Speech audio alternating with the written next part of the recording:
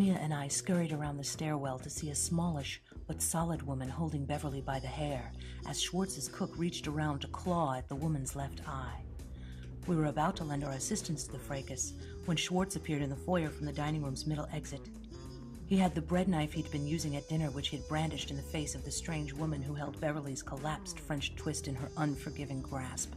"Miss," he said, assuming her marital status, having not been properly introduced as yet, "please release Miss Shaughnessy's head."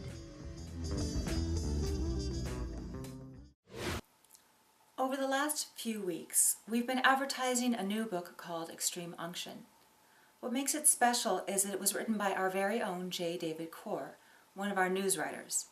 And it is my pleasure today to interview him so that you, our viewers, and I can both learn more about this very interesting endeavor he started a while ago. Welcome to the show, David. Having read your script for quite a while, it's very nice to meet you. Thank you, Lisa. Hello. Let me start by asking, what kind of books do you write? Well, I've written in several different genres, but the one that we're here discussing today is my recently published mystery. It's a fair play cozy called Extreme Unction. Some of your viewers may have noticed it being advertised at the beginning of The Infidel in the last couple of weeks. Are they part of a series? Yes, Extreme Unction is the first novel in a new mystery series called the Lupus Schwartz Mysteries. Do atheism and religion play a role in your novels? Yes, Lupus Schwartz is an atheist. This first story involves him investigating a priest who's accused of euthanasia. The concept of the story it lends itself to discussing atheism and religion, in that the protagonist is confronted by members of the church for his lack of faith, and he gets to discuss his point of view. I chose to do that because I thought it would be an interesting way not only to give the character a little bit of a unique personality, but to help introduce the mainstream reader to some of the concepts of atheism without having to be reading Dawkins or Hitchens. Who is your main character? Well, Lupus Schwartz, my detective, is a Balkan-born. He's born in Yugoslavia, when there was a Yugoslavia. He was raised as a Jew in Yugoslavia, and he left after the fall of the Soviet bloc, came to America to take up the mantle that his grandfather before him, who was an American private detective, had established, and solves a couple of high-level profile cases, uses the reward money from those to set himself up in a nice Victorian home, also invests pretty well, and ends up with like an underground garage full of classic cars that he collects. He's a bit of a Lothario. He's somewhat single-minded, all the things that give a detective character their own unique flair, which is a common thing to do in mystery detective writing. Are the stories told from the point of view of the main character? Actually, no, they're not told through Lupus' point of view at all. If you imagine the Sherlock Holmes stories, the way that they were told through Watson's point of view, I have a narrator in my stories named Cattleya Hoskin, who is a writer for a magazine, who comes to interview him and ends up chronicling him on this case and telling the story as narrator. That's something that was also done in the Nero Wolfe stories, which I'm also paying homage to in these stories. And it's an interesting way to be able to introduce the reader to the evidence without having to do it like from an omniscient point of view or through the detective's eyes. Because if you do it through the detective's eyes, it becomes a procedural. Why did you choose a female narrator? Well, I made Cattleya a female for a couple of reasons. One is because it makes the story a little bit more contemporary. There's a lot of female characters in mystery fiction right now, and it's very popular, and like the Janet Ivanovich stories and some others. So by doing that, I'm able to make the story a little bit more appealing to a mass market in that sense.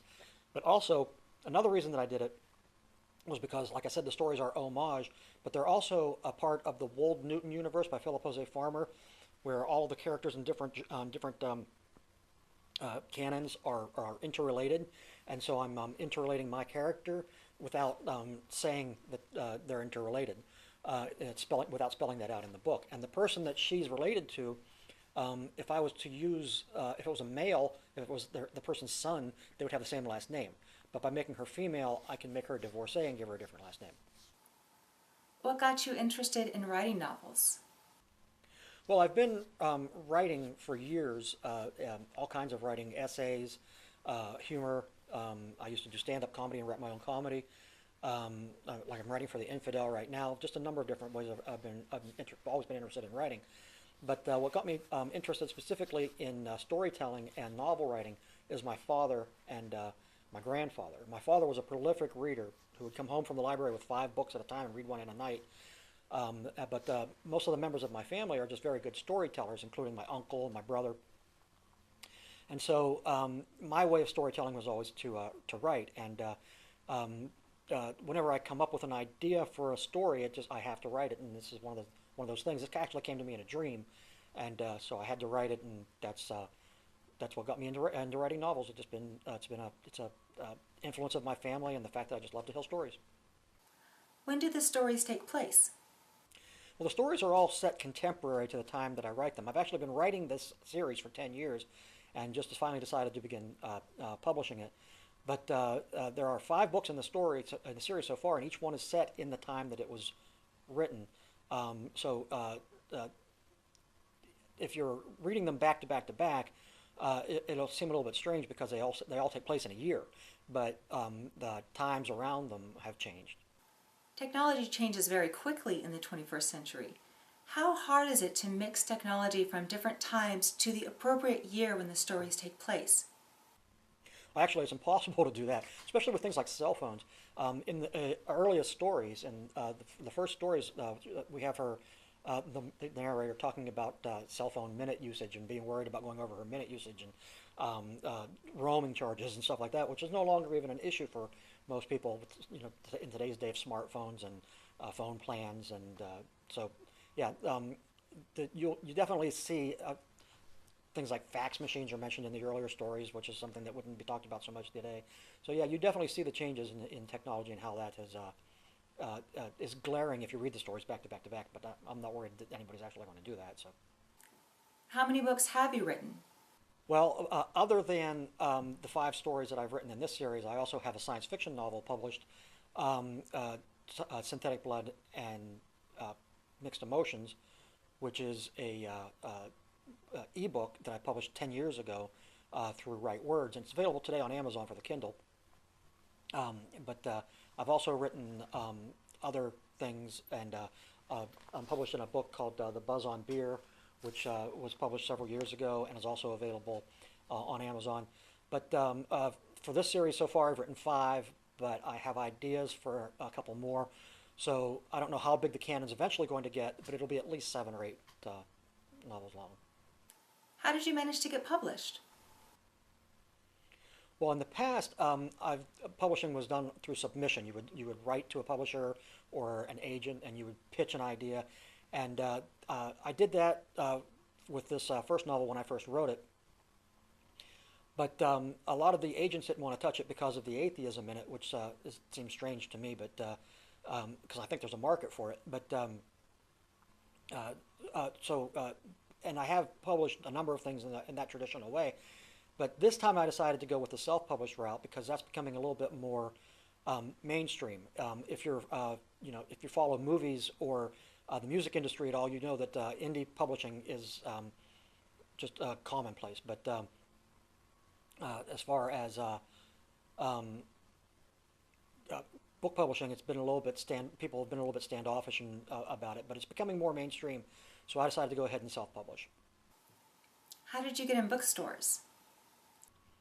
Well, self-published books, that's still a problem, getting books into a bookstore. If you go to an independent bookstore and ask for the book and give them the ISBN, they'll get it for you. That's not a problem. Some of the larger book chains like Barnes and Nobles, etc., The book, like I said, it's available on Amazon, and it's available through Lulu, and you can get it for the Kindle, and you'll soon be able to get it for the iBook and the Nook. But as far as getting it in a bookstore, you have to go to an independent bookstore and ask them to get it for you, and they'll do it. The larger book chains won't, because it's not with Ingram yet. But I can put the book with Ingram, which is a warehousing company. I just haven't gotten to that point yet. But for now, if you want a copy of the book, the best way to get it is online, or to go to your independent bookseller and ask them to get a copy for you. Thank you very much, and I wish you great success. Well, thank you for having me. And I hope everybody will at least consider, if this sounds like the type of book that you'd be interested in, go to the website, look at the blurbs, the excerpts, and if it strikes your interest, maybe consider getting yourself a copy. Thank you.